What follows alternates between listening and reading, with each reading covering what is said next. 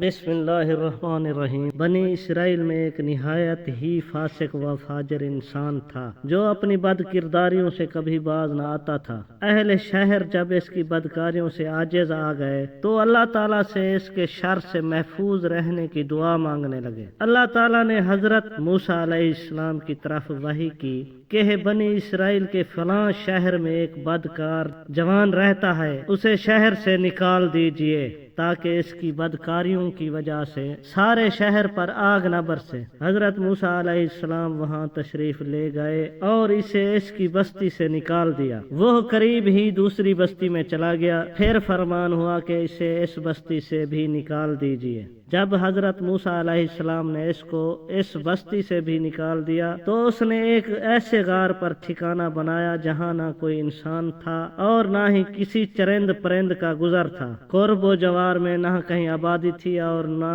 دور دور تک سبزے کا کوئی پتہ تھا۔ اس غار میں آ کر وہ جوان بیمار ہو گیا۔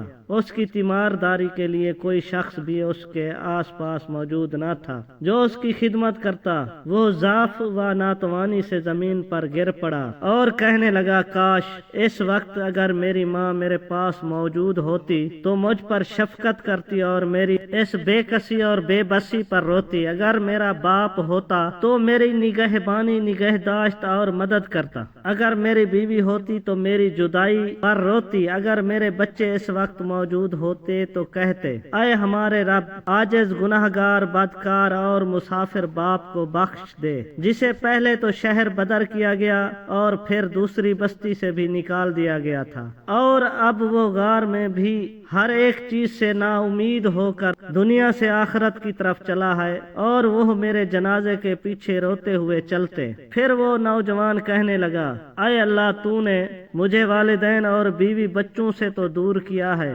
مگر اپنے فضل و کرم سے دور نہ کرنا۔ تو نے میرا دل عزیزوں کی جدائی میں جلایا ہے، اب میرے سراپا کو میرے گناہوں کے سبب جہنم کی آگ میں نہ جلانا۔ اسی دم اللہ تعالیٰ نے ایک فرشتے کو اس کے باپ کے ہم شکل بنا کر، ایک حور کو اس کی ماں اور ایک حور کو اس کی بیوی کی ہم شکل بنا کر اور غلمان جنت کو اس کے بچوں کے روپ میں بھیج دیا۔ یہ سب اس کے قریب آ کر بیٹھ گئے اور اس کی شدت تکلیف پر تاسف یعنی افسوس اور آہوزاری کرنے لگے۔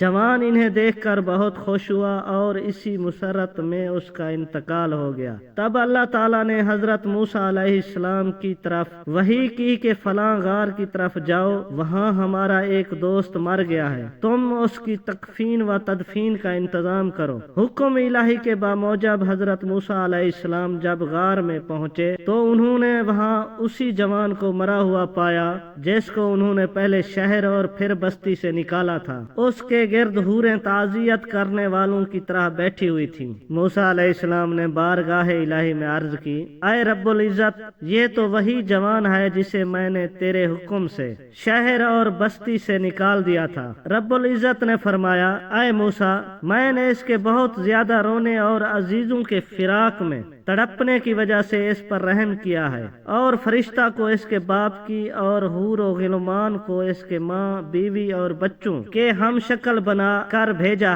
ہے جو غربت میں اس کی تکلیفوں پر روتے ہیں۔ جب یہ مرا تو اس کی بے چارگی پر زمین و آسمان والے روئے، اور میں ارحم الراحمین پھر کیوں نہ اس کے گناہوں کو معاف کرتا۔ باحوالہ مکاشفۃ القلوب۔ مزید اسلامی ویڈیوز دیکھنے اور سننے کے لیے ہمارے چینل کو لائک اور سبسکرائب کریں۔ شکریہ۔